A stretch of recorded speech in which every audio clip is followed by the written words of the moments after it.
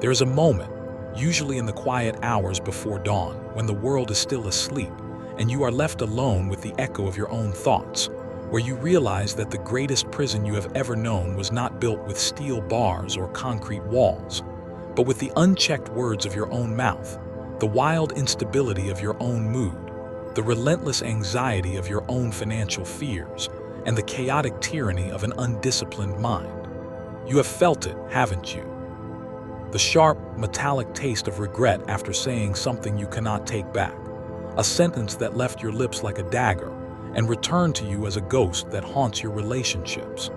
You know the suffocating weight of a mood that shifts like a storm-tossed sea, turning a perfectly good day into a wreckage of snapped patience and irrational anger, leaving you to apologize for an emotional explosion that you didn't see coming until the damage was already done.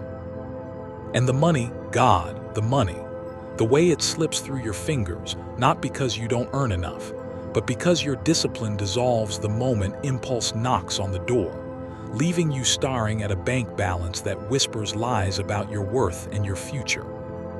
But above all of these, hovering like a puppeteer pulling every string, is the mind.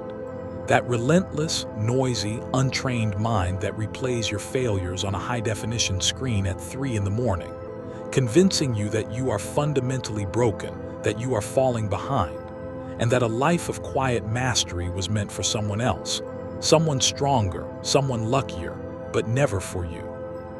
You are sick, aren't you, of being a passenger in your own body, a bystander watching a version of you that is reactive, fragile, broke, and scattered, knowing deep in your gut that there is a dormant giant inside, a version of you that is unshakable, precise, wealthy in spirit and wallet, and terrifyingly focused, if only you knew how to awaken him. This is not a gentle motivational speech designed to make you feel good for 5 minutes while you sip your coffee. This is a surgical intervention, a mirror held up to the raw, bleeding truth that your life is not falling apart because of external enemies, but because you have allowed the 4 pillars of your existence, mouth, mood, money, and mind, to govern themselves like unruly children in a supermarket. We are about to walk into the fire of radical self-accountability, guided by the ancient, battle-tested philosophy of Stoicism, not as a dusty academic subject, but as a survival manual for the modern jungle of noise, temptation, and psychological warfare. If you are hungry for a different frequency of living, if you are desperate to stop leaking your power through careless speech, emotional volatility, financial impulsivity, and mental fog, then lock the door, turn off your phone, and give me your full, undivided attention, because the old you is about to watch himself die, and the new you will require every single word of this journey to stand up and take command. The silence that speaks. Mastering the mouth, you do not yet understand the sheer, terrifying power that resides in the small, wet cave of your mouth. Every time you open it without intention, you are casting a vote for the identity you will inhabit and the reality you will be forced to endure. The Stoics, those ancient masters of the mind who walked the marbled halls of Rome and the dusty streets of Athens, knew a truth that modern psychology is only now beginning to validate with brain scans and behavioral studies. The person who cannot control their tongue is not free, but is a slave to every passing impulse and external stimulus. And Epictetus said, "We have 2 ears and 1 mouth so that we can listen twice as much as we speak." He was not giving a polite suggestion for dinner party etiquette. He was handing you a psychological sword to cut through the chains of your own reactivity. Think about the last time you escalated an argument because you had to be right, because you had to have the last word, because you wanted your point to be heard so badly that you were willing to burn a bridge just to illuminate your ego for a few seconds. How did that work out for you? The dopamine hit of winning, that verbal battle, likely faded within minutes, but the structural damage to that relationship, the lingering resentment in the other person's eyes, and the subtle, sticky film of guilt that coated your conscience lasted for days, weeks, or perhaps has never truly healed at all.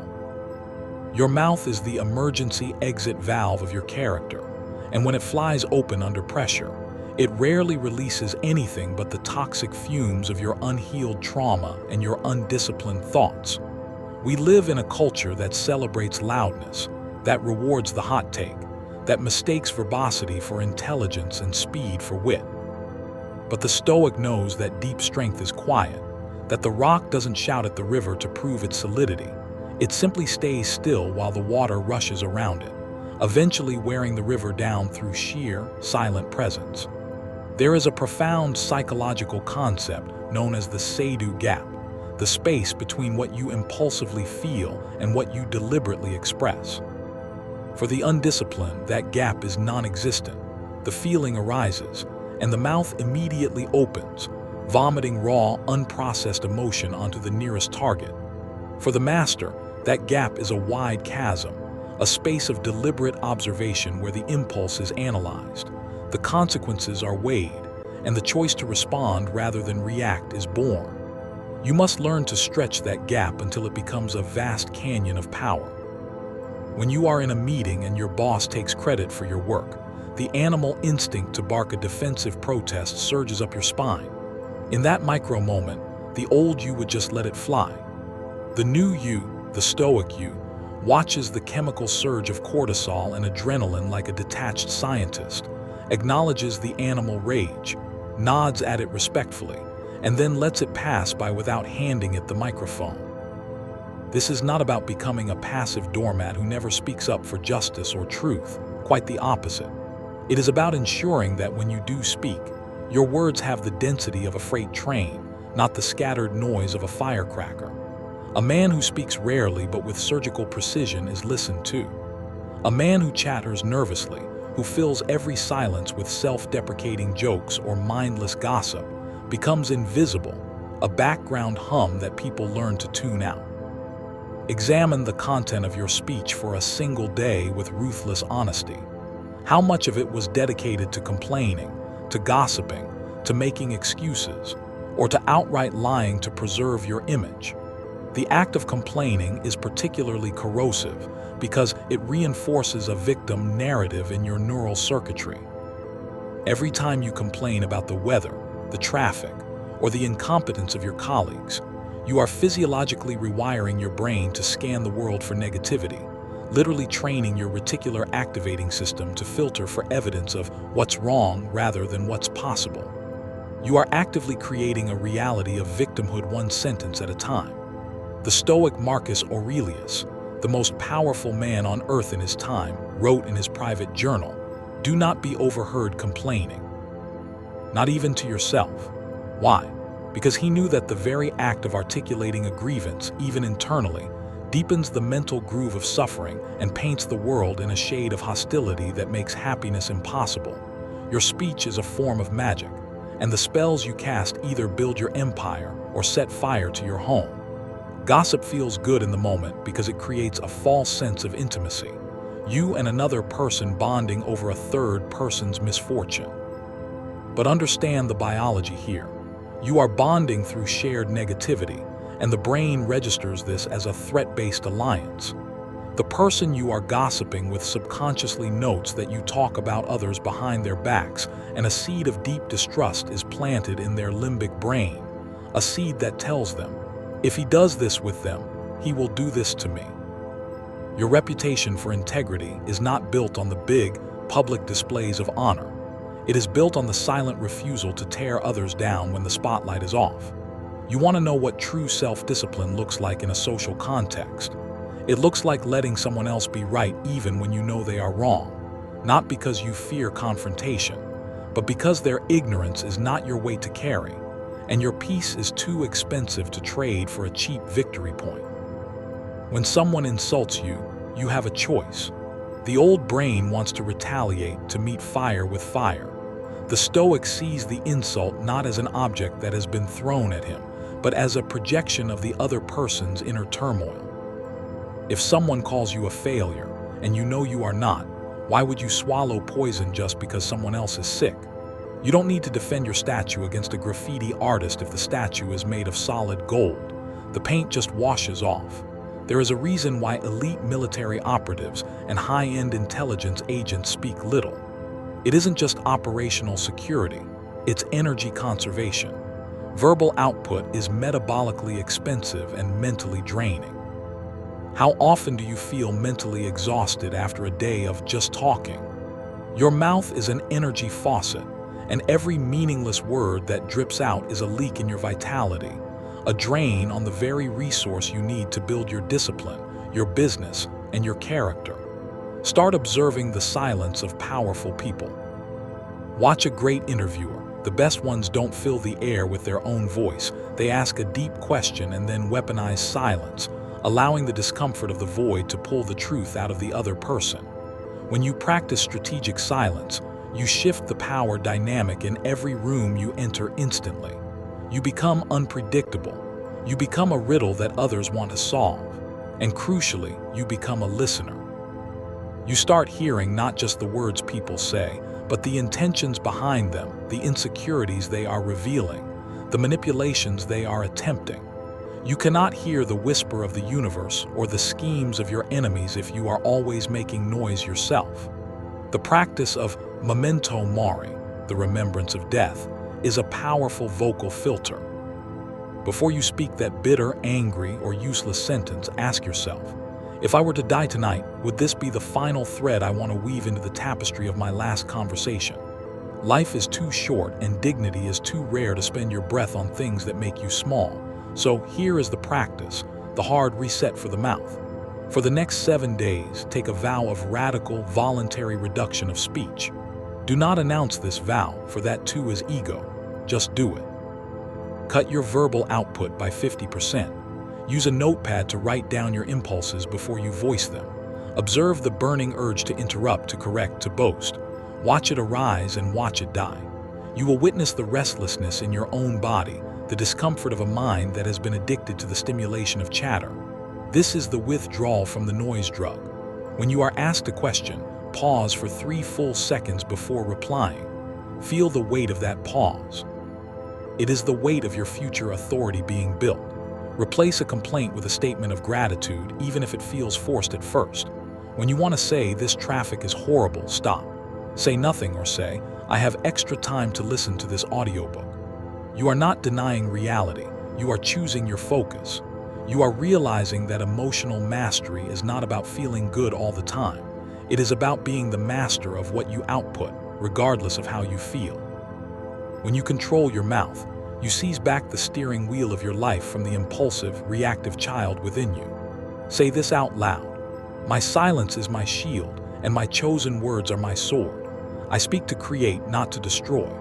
The inner citadel, engineering emotional sovereignty. You are living under a dictatorship, a volatile regime that can turn from sunshine to a violent thunderstorm in the span of a misinterpreted text message or a sideways glance from a loved one. This regime is your mood, and if you do not stage a coup and seize the throne of your own emotional state, you will remain a victim of every circumstance that the world throws at your nervous system. The Stoic concept of the inner citadel is not a metaphor for shutting down your feelings or becoming a cold, emotionless stone.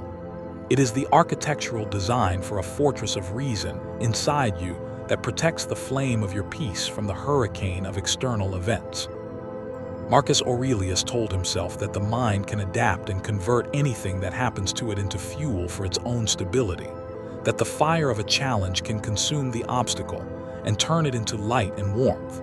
The raw, undeniable truth is that no one can make you feel inferior, angry, or devastated without your consent. You have heard that phrase before, but you have not yet internalized the terrifying degree of responsibility it places on your shoulders. If you lose your temper because your flight is delayed, you are essentially handing the keys to your limbic system, your animal brain, to an airline employee who doesn't know your name. You are making your inner peace contingent on the behavior of traffic patterns, stock market fluctuations, and the opinions of people who, frankly, don't think about you nearly as much as you fear they do. The science of this emotional hijacking is found in the amygdala, the almond-shaped sentinel in your brain that scans for threats. When the amygdala perceives a social rejection, a criticism, or a sudden obstacle, it bypasses your prefrontal cortex, the wise, rational CEO of your brain, and floods your bloodstream with a chemical cocktail of cortisol and adrenaline. This is the fight-or-flight response, designed perfectly to escape a saber-toothed tiger, but terribly suited for a passive-aggressive email from a colleague. In that moment of an amygdala hijack, blood flow to your logical brain actually decreases, and your IQ effectively drops 15 to 20 points. You have felt this: the blinding heat, the tunnel vision, the inability to find the right words except the most vicious ones. That is temporary insanity, a momentary possession by the beast within. The discipline of mood control is not about never experiencing that surge. It is about inserting a wedge of time between the trigger and the response. Viktor Frankl, surviving the unspeakable hell of a concentration camp, understood this when he wrote about the gap between stimulus and response, and in that gap lies our growth and our freedom. You don't need a philosophy degree to master this gap. You need a physical practice. When the wave of rage or despair hits, your first command to yourself must be physiological, not psychological. You cannot think your way out of a body that is in revolt. You must dive into the body. Breathe. Not a shallow, chesty gasp, but a deep, diaphragmatic breath that activates the vagus nerve, the massive nerve that wanders from your brain down to your gut and triggers the parasympathetic nervous system, the rest and digest mode. One single, slow, deliberate exhale longer than your inhale can be the thin line between a ruined relationship and a repaired one. Your mood is not a mysterious force that descends from the sky. It is a physical, biochemical state that you can influence directly, but you have been conditioned to believe you are a helpless victim of it. You wake up in a bad mood, and you wear it like a badge of honor, broadcasting it to everyone so that they walk on eggshells around you, manipulating the environment to match your internal chaos. This is a form of emotional childishness. The Stoic emperor reminds us that when you wake up in the morning, you must immediately tell yourself, "I will meet today with the meddling, the ungrateful, the arrogant, the deceitful, the envious, and the selfish." But why? Not to be a martyr, but to prepare the mind. Because if you expect the obstacle, it cannot shock you, and where there is no shock, the amygdala stays calmer. When your laptop crashes and you lose 3 hours of work, your mood doesn't crash because of the lost data. It crashes because reality violated your expectation that today should be easy. Ego and expectation are the parents of the bad mood. If you expect the machine to break, you are not devastated when it does. You simply move to plan B. This is the Stoic premeditation of evils, the visualization of worst-case scenarios not to induce anxiety, but to rob future disasters of their emotional power. If you have already mentally rehearsed losing the client, the breakup, or the financial hit, then when the universe throws it at you, you catch it with a steady hand because you've already processed the grief in the safety of your imagination. This isn't pessimism, it's emotional vaccination. Understand the dangerous architecture of a mood spiral. A single negative thought arises, perhaps a memory of a past failure. If you latch onto it, it triggers a feeling of shame. That feeling of shame triggers a secondary thought. Why am I always such a loser? That secondary thought then deepens the shame into despair, which then manifests in your body language, shoulders slumping, head dropping. Your slumped body then sends a feedback loop to your brain confirming, "We are indeed defeated," which further deepens the mood, which makes you snap at your partner, which creates a real-world conflict, which seems to validate the original false thought. You have just created a self-fulfilling prophecy of misery. To break this spiral, you must attack the link between thought and emotional adhesion. You do this through labeling. Neurologically, when you put a word to a feeling, when you silently say, "I am experiencing a surge of anger," or "This is the physical sensation of shame in my chest," you activate the prefrontal cortex again.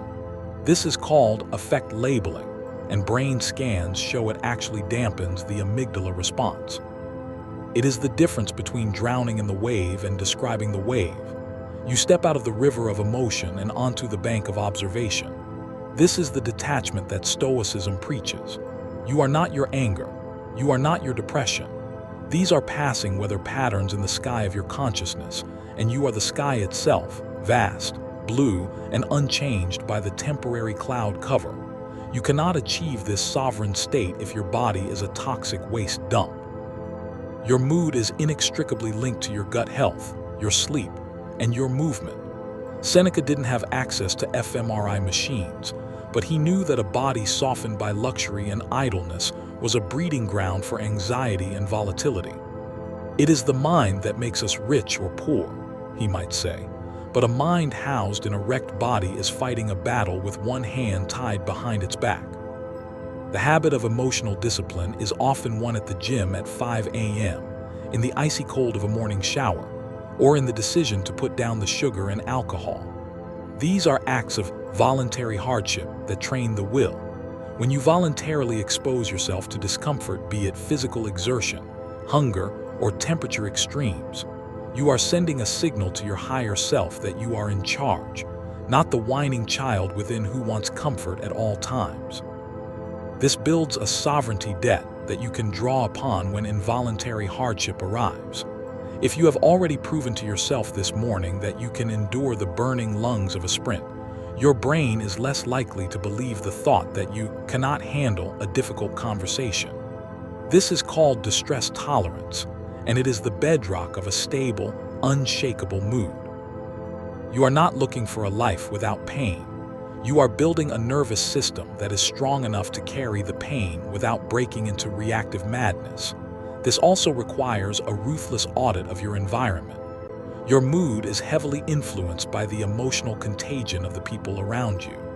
Mirror neurons in your brain are designed to mimic the emotional states of those you spend time with. If you are constantly surrounded by anxious, complaining, dramatic individuals, you are literally catching their emotional diseases like a virus. You cannot become a master of your mood if you are drinking from a poisoned well of social input.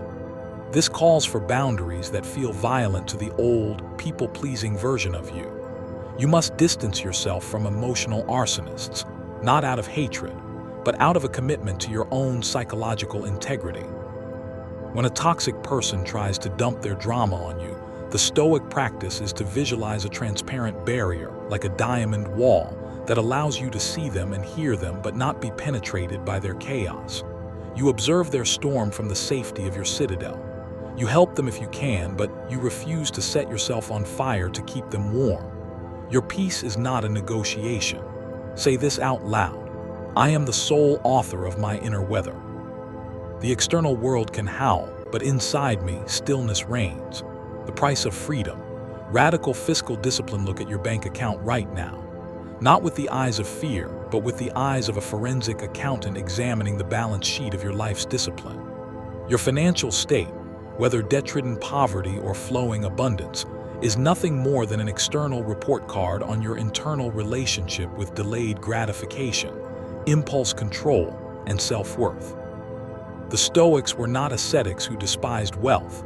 Seneca was one of the richest men in Rome. What they despised was luxury, dependency, and the slavery that comes from a mind obsessed with money. The goal was apatheia, freedom from the tyranny of passion, and there is no passion more tyrannical in the modern world than the dopamine-fueled craving for consumption. You are currently fighting a war against a trillion-dollar advertising industry that has weaponized behavioral psychology to bypass your rational mind and program your impulses, convincing you that you can buy your way out of a depression, that a new car will heal your anxiety, and that the next subscription service will patch the hole in your soul. And if you are falling for it, you are not just losing money, you are losing your freedom, and more critically, you are losing your mind's capacity to delay gratification, which is the single greatest predictor of long-term success and stability, according to the famous Stanford marshmallow experiments and decades of longitudinal research. The pain of financial failure is a visceral, deep-seated sickness. It's the 3 a.m. staring at the ceiling, calculating how you're going to make the rent, feeling your heart pound as you swipe a credit card praying it isn't declined. It's the shame of having to borrow money from a parent or friend, the burning humiliation of knowing you are an adult by age but a child by fiscal action. This pain is not primarily caused by your income level. It is caused by your money dysmorphia. You might be earning a decent wage, but if you lack the Stoic virtue of discipline, the money flows out as fast as it comes in, seeking an external fix for an internal void. The dopamine loop of spending is scientifically identical to a drug addiction. You see a product online, your brain anticipates the reward. A spike of dopamine occurs, you click buy. You get a brief, shallow hit of pleasure, the buyer's high. And then it fades, leaving you with a deeper sense of emptiness and a lighter wallet, which then prompts you to seek the next hit. You are self-medicating with Amazon Prime. To break this, you must interrupt the automatic loop. You must bring Stoic attention to the transaction. When you feel the urge to buy something non-essential, you don't just white-knuckle it, you deconstruct it. You ask, what is this thing? What is its material value? Will it be in a landfill in 6 months? Am I trying to buy a version of myself that doesn't exist, a fantasy version who plays guitar, looks like a model in that outfit, or reads 50 books a year? The answer is usually yes. You are buying a hollow identity prop, and the Stoic is too secure in his identity to need props. Money, when viewed through the Stoic lens, is a tool for freedom, not a measure of status. The person who flaunts the luxury watch is often trying to signal a status to mask an insecurity. The truly wealthy person in spirit and often in wallet is the one who can walk down the street in a plain t-shirt, owning nothing that owns him. When you purchase a status symbol you cannot truly afford, you are essentially putting on a collar and handing the leash to the public, saying, "Please validate me. I need your approval to feel adequate." Financial discipline is the process of cutting that leash. It starts with the brutal, humiliating but liberating practice of tracking every single expenditure. You have been operating on financial autopilot, swiping a little here, a little there, and wondering why your account is empty. You need to face the raw data. This is a mirror that doesn't lie. When you see that you spent $500 last month on takeaway coffee and convenience meals, not because you were hungry, but because you were bored, stressed, or inattentive, you have a revelation. That revelation is that you are not poor, you are leaking. The ancient Greek aphorism, "Know thyself," applies terrifyingly here. Know your spending triggers. Do you shop when you feel lonely, when you feel unappreciated, when you are procrastinating on a hard task?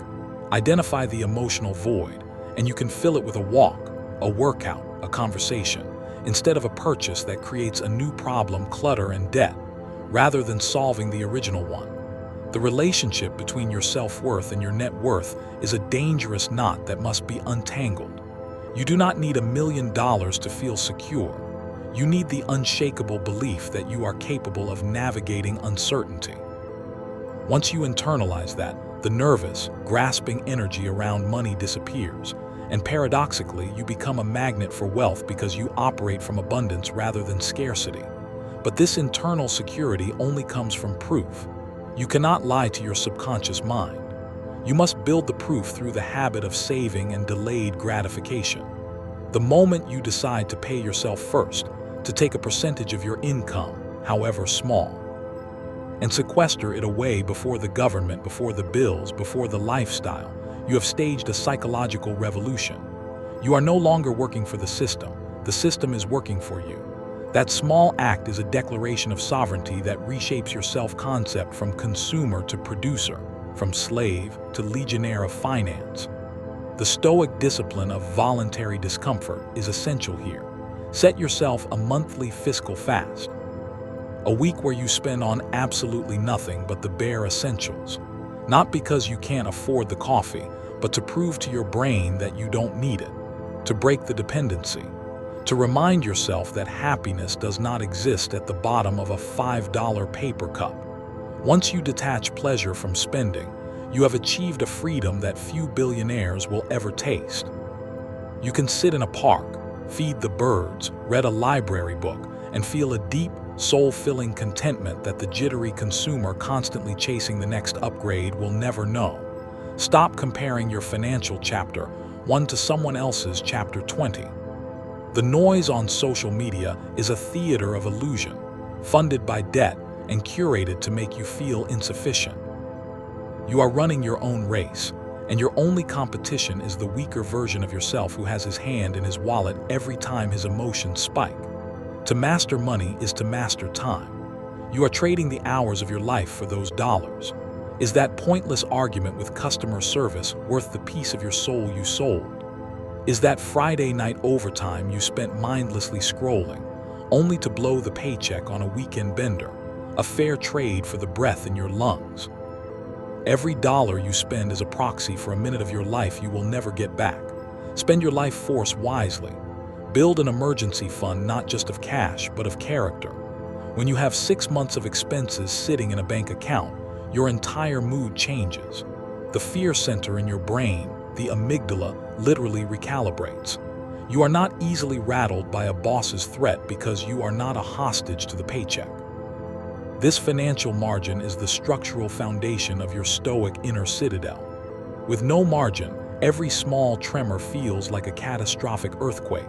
With margin, you have the space to think, to pivot, and to live in abundance. Say this out loud. I am a master of currency, not a slave to consumption. I buy my freedom first, and everything else is just noise. The command center. Fortifying the mind against itself, you are the battlefield upon which the greatest war of your existence is being fought, and you are losing because you are trying to defend a fortress with a sleeping general. That general is your focused, disciplined mind, and he is currently passed out drunk on the cheap wine of distraction, endless scrolling, and the toxic propaganda of your own self-limiting beliefs. The Stoic discipline of assent. The rigorous process of not immediately accepting every mental impression as true is the highest form of mental mastery.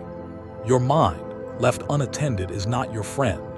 It is an anxious machine, an evolutionary relic designed to scan for saber-toothed tigers, and in the absence of real tigers, it turns its threat detection scanner onto your memories, your future, and your identity, manufacturing catastrophes that keep you trapped in a cage of stress. The modern digital environment is a biological assault on this cognitive architecture. We are feeding the brain a diet of infinite novelty, infinite comparison, and infinite outrage, and then we wonder why we feel mentally shattered. The neuroscience is clear. The dopamine-driven feedback loops of social media fragment your attention span, eroding your ability to perform deep work, which is the state of concentrated focus where you actually produce value and find fulfillment. Every time you flick your thumb and see a new face, a new headline, a new tragedy, your brain gets a microhit of excitement, and you are training the most complex object in the known universe to be a lab rat hitting a lever for a pellet of nutritionless mental garbage. To master your mind, you must first go on the offensive against this fragmentation. This is not a suggestion. It is a declaration of war on the theft of your consciousness. You must establish a fortress of solitude in your daily routine, a time block, preferably the first 3 hours of your morning, where the input valve is shut completely off. No phone, no news, no emails. This is the sacred time for output, for the mind to sing its own song before it hears the noise of the world. Marcus Aurelius wrote his Meditations not for an audience, but to clean out the stables of his own mind, often doing this in the dim candlelight of dawn before the demands of the empire crashed down upon him. If the Emperor of Rome could find an hour to be alone with his thoughts, you have no excuse. The habit of morning pages, stream of consciousness writing, or simply sitting in silence and observing the chaotic river of your thoughts is mental floss. You are pulling out the debris. You will notice how often the same patterns arise. The fear of inadequacy, the replay of an old argument, the imagined future failure. This is your brain's default mode network, a mind-wandering loop that, if left unchecked, can ruminate you into a clinical depression. But by observing it, by externalizing it onto paper, you break the spell. You realize that thought is just a thought. It is not a prophecy, it is not a fact, it is just electrical static in my gray matter. Internal dialogue that runs your life is either a toxic coach screaming insults at you from the sidelines or a wise, stoic mentor whispering truth. Most of you are currently coached by the toxic one. You fail at a task, and the voice doesn't just say you failed at that specific task. It says, you are a failure. You are always going to be like this. You don't have the gene for success. This is the cognitive distortion of global labeling, and you must fight it with the precision of a cognitive behavioral therapist. You must challenge the inner bully. You must ask, is this true? Is this useful? What is the evidence? The Stoic practice of logical disputation is a superpower. When the thought "I can't handle this" arises, you don't just blindly accept it. You analyze it. What do you mean I can't handle it? Have I not handled similar difficulties in the past? Am I currently physically restrained? Is this an impossibility or just a discomfort? You will find that 99% of the time, I can't actually means I don't want to experience the temporary unpleasantness of this task. And you are able to reframe it. I can handle this. It is just a sensation. It is just a task. I have endured worse. The mind, like a muscle, grows stronger not when it is protected from resistance, but when it struggles against it. When you feel the urge to flee from the difficult email or the complex spreadsheet, you must consciously tell yourself, this is the weight I lift to build my mental strength. The resistance is the gift. Concept of mindfulness, stripped of its fluffy New Age wrapping, is the perfectly Stoic practice of anchoring the attention to the present moment, because the present moment is the only reality. Anxiety lives in the projected future. Depression lives in the frozen past. The disciplined mind lives where the body lives, right here, right now. You can train this anchor through the simple habit of single tasking. When you are washing the dishes, are you washing the dishes? Or are you re-arguing with your partner or worrying about the presentation? When you are walking to your car, do you feel the ground under your feet? Or is your head buried in a screen?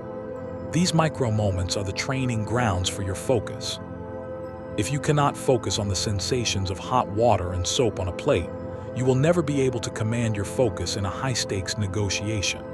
The breath is your emergency cord to the present. When you find your mind spiraling into panic, you forcibly, almost violently, yank your attention to the physical sensation of air passing through your nostrils. The thought tries to pull you back into the horror movie, and you yank it back to the breath. Do this 1,000 times. Each yank back is a bicep curl for your prefrontal cortex, the rational CEO of the brain. You are literally building the neural hardware of self-discipline. The physical structure of your brain changes through this act of focused attention. This is neuroplasticity. You are not just calming down. You are rewiring the brain to be less anxious and more concentrated by default. Furthermore, you must curate the information you allow into your command center. You would never allow a stranger to walk into your house and urinate on your carpet. Yet you allow strangers on the internet to inject their ideological poisons, their hysterical fears, and their curated envy traps directly into your brain via your eyes and ears. The mind is a garden. If you do not consciously plant roses, you will not get empty soil. You will get weeds. The Stoic reads deeply, not widely. They choose a few great books and extract the marrow from them, rather than skimming 1,000 shallow articles. Your study time should be a sacred ritual.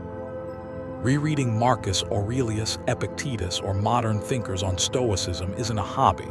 It is a daily psychological inoculation against the madness of the mob. When you wake up and read the news first thing, you are setting your mental anchor in the chaos of the world. When you wake up and read a Stoic principle, you are setting your anchor in stability. The external events are the same, but your perception, and therefore your reality, is completely shifted. You begin to see the world through the lens of what can I control? What is my response? Rather than why is this happening to me? To truly fortify the mind, you must also face the existential void that you are currently trying to fill with noise. The Stoic practice of memento mori is not morbid. It is an explosive source of energy. Ask yourself the brutal question every morning. If this were my last day, would I be thinking the thoughts I am about to think? The thought of death clarifies everything. It sweeps away the petty grievances, the paralytic fear of judgment, and the lazy procrastination. When you realize your time is finite, you stop scrolling. You stop worrying about the opinion of people you don't even like. You start executing. The ultimate mental mastery is the realization that you are not your thoughts. You are the awareness that hears them. You are the silent, unmoving, eternal observer behind the noise. When you identify with that observer rather than the noise, you are free. The thoughts can rage and scream, but they are just whether passing through the vast, empty sky of your true self. You don't try to kill the mind, you transcend it. You let it make noise like a radio in the background, but you do not mistake the radio broadcast for reality. This is the ultimate apatheia, the peace that surpasses all understanding. When you live from this space, discipline is not a struggle, it is a flow. You act not from willpower, but from a deep, unshakable alignment with nature and reason. You become the master of the ship, standing steady at the helm while the storm howls uselessly around you.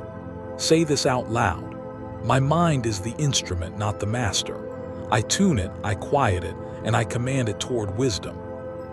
The alchemy of habit. From rusty iron to unbreakable steel, the greatest lie you tell yourself is that a massive transformation requires a massive, cinematic moment of change. A lightning bolt of inspiration that will suddenly rewire all your faults into virtues. This is a fantasy. The architecture of your life, the towering structure of your character, is built not with boulders, but with tiny, almost invisible grains of daily action, your habits. And right now, your habits are a collection of rusty gears that are grinding you down into mediocrity, convincing you that you are incapable of rising because you are trying to lift a mountain in a single day and collapsing under the weight. The Stoics understood the profound compound interest of action. Well-being is realized by small steps, but is truly no small thing, Zeno of Citium famously stated. The neuroscience of habit formation confirms this ancient wisdom. The basal ganglia, a deep-seated part of the brain, stores these automatic routines to free up your prefrontal cortex for higher-level decisions. The problem is, your basal ganglia is currently programmed with the habits of a comfort-seeking slave. You hit snooze, you check the phone, you skip breakfast, you complain in the elevator, you react to emails instead of setting the agenda. By lunchtime, you have already lost the war for the day without even a single conscious decision being made. You are living a default life, a script written by your worst impulses. To break free, you must understand the habit loop. Cue, routine, reward. You don't just decide to stop a bad habit with willpower. Willpower is a limited muscle that fatigues. You redesign the loop.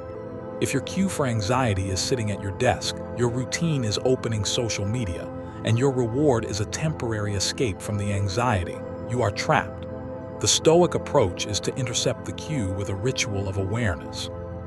When you sit at the desk and feel the cue, the urge to avoid, you don't try to suppress it, you simply execute a pattern interrupt. You stand up, you take 5 deep breaths, and you visualize your task as a challenge to your virtue, not a threat to your comfort. You change the routine to a 2-minute rule. You will engage with the difficult task for just 2 minutes. No commitment beyond that. The reward is the internal flush of victory, the integrity of keeping a promise to yourself. This is how you hack the dopamine system. Instead of seeking dopamine from a cheap, easy source, the screen, you derive it from the difficult source, the discipline. Over time, your brain literally gets addicted to the pain of discipline because it craves the self-respect that follows. This is the neuroscience of the tough guy mentality, but it is actually accessible to everyone. Your morning routine is the rudder of the entire day, and most people have a morning routine that would make a Stoic vomit. Hitting the snooze button is the first act of self-betrayal. You told your alarm to go off at 6 a.m. because you, the conscious general, had a plan for victory. The animal you, the sleepy flesh, breaks that promise seconds into the day, setting a precedent of weakness that cascades. The Stoic warrior jumps out of bed like a soldier springing to his post. Marcus Aurelius wrote, "At dawn, when you have trouble getting out of bed, tell yourself, I have to go to work as a human being. What do I have to complain of if I'm going to do what I was born for? The things I was brought into the world to do." Reframe the morning not as a groggy endurance test, but as the launch sequence for your soul. The first hour must be a sensory deprivation from the digital world and a sensory immersion into the physical and spiritual world. Hydrate your body first, 16 ounces of water before anything else. Move your body. It does not need to be a 2-hour CrossFit session. It needs to be a deliberate activation of the machine. Push-ups, a walk, stretching. You are burning off the cortisol that accumulated overnight and flooding the system with endorphins. You are showing the brain that you are in charge of the body, that you can voluntarily do a difficult thing for a future payoff. Then comes the mental bath. You do not open the news. You open a journal or a book of wisdom. You read a page, you write a thought, you articulate your intention for the day. Not a to-do list of tasks, but an intention of being. Today, I will embody patience. Today, I will seek out discomfort to build my tolerance. Today, I will watch my speech for the first and last hour of the day. This is you programming your reticular activating system. When you set an intention, your brain's filter opens up to notice opportunities to fulfill that intention. If you set no intention, your brain filters for the easiest, most dopamine-laden path, and that path is usually ruin. The concept of habit stacking is your greatest tactical ally here. You don't build a new habit in a vacuum. You tie it to an existing anchor. After I pour my morning coffee, I will meditate for 2 minutes. After I park my car at the office, I will say a Stoic mantra. The existing habit serves as the trigger for the new one, leveraging the neural pathways you already have. You build a scaffold of discipline, piece by piece, until your entire day is a cathedral of intentional action rather than a pile of reactive rubble. The discipline of the body is the physical manifestation of the discipline of the mind, and you cannot separate the two. The Stoic ascesis, the practice of training the body for self-mastery, is non-negotiable. You must engage in hard physical labor, or at least intense physical training, not for vanity but for virtue. When you are under a heavy barbell and your legs are burning, and your mind is screaming stop, and you grind out one more rep anyway, you are not just building quadriceps. You are building the mental callus of I can do hard things. You are proving to your amygdala that the physiological alarm of discomfort is not a command to stop, but a signal that growth is occurring.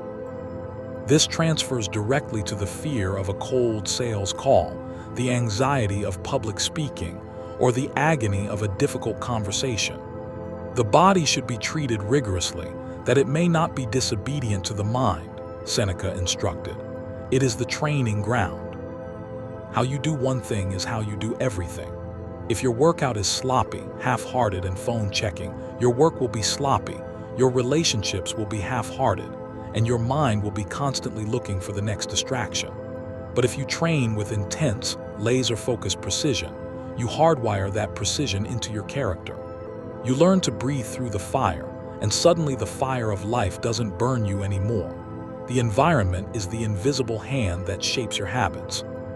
If you are trying to eat well but your kitchen is full of junk food, you are forcing your limited willpower to fight a war of attrition it is destined to lose. If you are trying to study but your phone is face up with notifications blaring, you are a fool. You must design an environment that makes the bad habit a tremendous effort and the good habit frictionless. This is the architecture of choice. The Stoic doesn't trust himself to be constantly vigilant in the face of temptation. He removes the temptation. You want to stop the mindless phone checking. Do not rely on willpower. Put the phone in a different room or lock it in a timed safe box. You want to practice your music in the morning. Leave the instrument out of its case, right in the middle of the room. Reduce the friction to 0 for your virtues and increase the friction to a wall for your vices. You are designing a life that automatically funnels you toward excellence, a track where the path of least resistance is actually the path of wisdom. You do not rise to the level of your goals. You fall to the level of your systems. Your system must be a pneumatic tube that shoots you toward your morning habits, your study habits, and your fiscal habits without requiring a heroic act of choice at every single turn. Finally, you must embrace the habit of relentless reflection. The day is not over when the work is done. It is over when the evaluation is complete. The Pythagorean practice of reviewing the day adopted by the Stoics is a psychological cleanse. Where did I go wrong? What did I do well? What remains undone? You do not do this to beat yourself up, but to bring the unconscious into the conscious light. You replay the moment you lost your temper, not with shame, but with the curiosity of a scientist tuning a high-performance engine. Ah, the trigger was hunger and a lack of sleep. Tomorrow I will not skip lunch and I will go to bed an hour earlier. You are debugging your own operating system. This habit of daily self-audit is what separates the lifelong Stoic student from the beginner who reads the quotes on Instagram but remains unchanged. You are iterating. You are getting 1% better every day. And that 1% compounded over a year is not an increment, it is a transformation. You will look in the mirror in 12 months and see a stranger, a calm, powerful, dangerous man or woman who moves through the world with quiet confidence, who speaks with intention, who feels deeply but is not ruled by those feelings, who sees money as a tool, and whose mind is a laser. That person is waiting for you on the other side of these habits. The only thing standing between you and them is the willingness to do the small, boring, difficult things today that no one else is willing to do. Say this out loud. My habits are my destiny. I forge my chains or my freedom in the furnace of my daily routine.